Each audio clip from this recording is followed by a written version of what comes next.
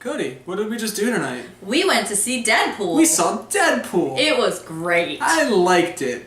That's all we have for I've been waiting for this movie since X-Men Origins Wolverine came out because the idea of Ryan Reynolds playing Deadpool was the best idea.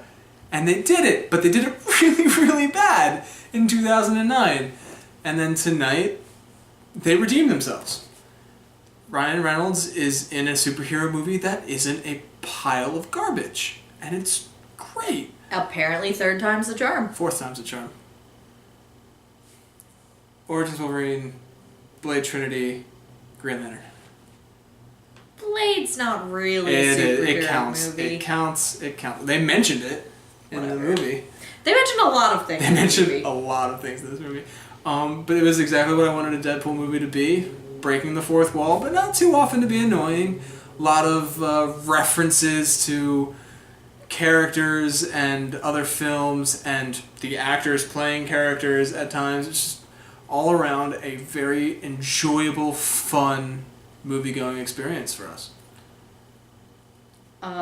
It made me super happy because the women in the movie were incredible. None of them were reduced to props. Mm-hmm. And in places where they were reduced to props, they called attention to the trope, which was really, really smart and really, really funny.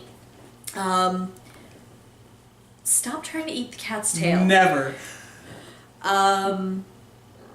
Yeah, even the romance angle was really was handled very well, and it was handled in a very Deadpool fashion.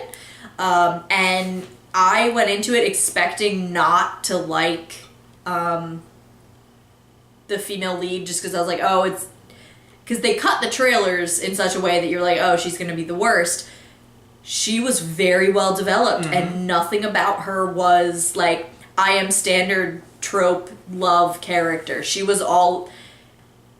I don't want to say she was like Jessica Jones, but she was in that same vein of like, I can handle my own stuff type of person, which was great to see, especially considering what they did with Age of Ultron. Yeah.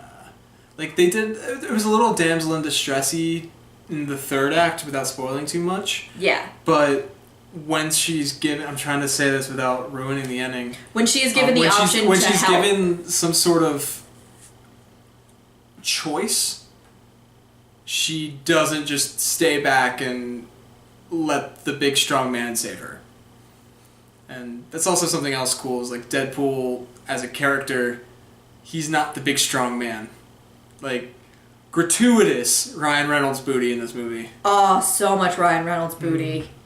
I am a straight man and I was happy.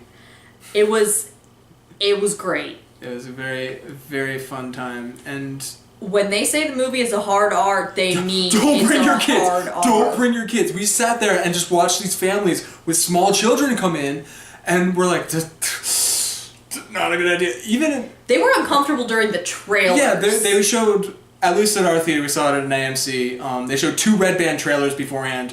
One of which, just boobies in the trailers, and we were like, we are in for a ride tonight. Which was that one? That one with that guy and the other guy, and they're doing the thing in 70s LA. Oh, yeah! Nice Guys? Nice Guys. We should see that Which one. looks great. That looks great. By the way, Ryan Gosling in a role that's not I am the sexy one. He's in an awkward role, which is cool. It was that looked like a lot of fun. But anyway, Deadpool. There's something else I wanted to say, and I forgot what it was. Oh, the opening credits deserve an Oscar. They do. Like, wonderful way to start the movie by telling you exactly the tone the movie is going to be in before anything happens, and it's this opening credits sequence. It was like 16 walls. The worst. It's the opening credits themselves break the fourth wall in just a wonderful way, and as soon as it happens, you know exactly what you're going to see. And it just sets you up. Like, it's by no means a perfect movie. There were points where it felt like they were forcing jokes, but so much hit perfectly that when it didn't quite hit as hard, I was okay with it. I was along for the ride. the arrangement of the movie too, without... Oh, yeah, storytelling. The storytelling was not 2 hours of origin story and then what you wanted to see. It was... They interspersed the origin of Deadpool. Like, the movie starts at the halfway point chronologically, and they'll show a little bit of that chunk, and then they'll go back and show a chunk of how he got there, and then a little bit more, and then they'll go back again. It's not confusing in any way. It makes perfect sense. Especially since Deadpool's narrating what's happening as it's going on. The narration helps, but it doesn't leave you with 2 acts of your character getting superpowers and finding something to fight for, and then you get the third act of the action. It gives you the action throughout, and that's much appreciated. Even I don't think this is a spoiler, even the montage of him getting his powers isn't handled in a way that's like cliche. Like, no, his origin story is different than most. Which, if you're a fan of the character, you should know that already. I actually did not. I just knew that. I've been introduced to him through pop culture. I didn't know his particular origin story. Your nerd cred is diminishing by the minute. It's fine. That's why I'm not telling how few Deadpool comics I've read. That's mine now. Takes it as you have read fewer than Brian Posehn has written. Yes, probably. On that note, great movie. See it. It's actually not a bad date movie either. Because the romance angle was really strong.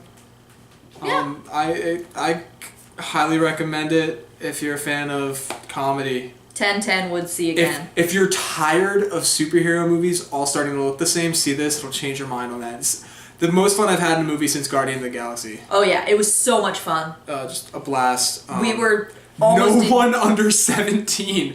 No one. I don't care how mature you think you're not. I'd say no one under 18, but that's not the law. It's an R-rated movie and it's 17, so whatever.